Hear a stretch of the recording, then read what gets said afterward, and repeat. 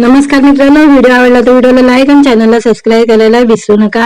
आज या व्हिडिओमध्ये गबाळकुंड हा चित्रपट घर बसल्या पाहता येणार आहे OTT वर। त्याबद्दल जाणून घेऊया आजच्या व्हिडिओमध्ये। थिएटरमध्ये अनेक सिनेमे प्रदर्शित होतात। काही सिनेमांना प्रेक्षकांचा मोठ्या प्रमाणात प्रतिसाद मिळतो, तर काही सिनेमांना मिळत नाही।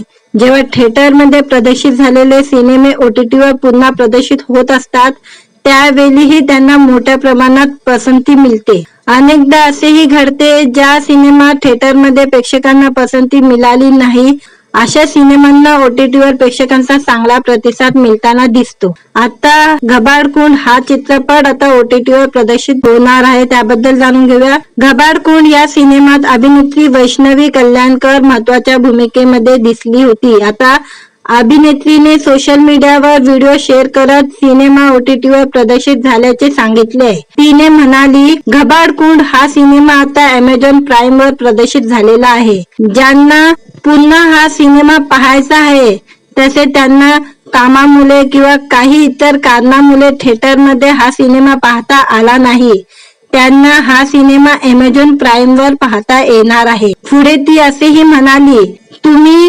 आतापर्यंत या सिनेमाला जेवढं प्रेम दिलंय, त्याच्या दुप्पट तिप्पट 10 पट सिनेमाला प्रेम द्या।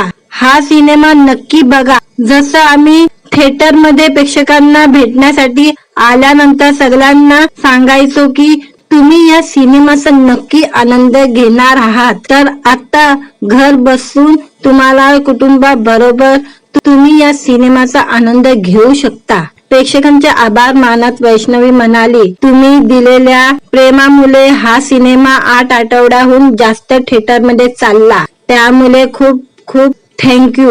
आमच्यावर तुमचं प्रेम असंच राहून द्या, असं म्हणत वैष्णवीने कृतज्ञता व्यक्त केलेली आहे। अभिनेत्रीच्या व्हिडिओवर नेटकऱ्यांनी कमेंट करत शुभेच्छा दिलेल्या आहे। तसं हा सिनेमा आता जास्तीत जास्त लोकांपर्यंत पोहोचणार अशीही कमेंट नेटकऱ्यांनी केलेली आहे। जून महिन्यात हा सिनेमा प्रदर्शित झाला होता। प्रीतम SK पाटील यांनी सिनेमाचं दिग्दर्शन केलेलं आहे।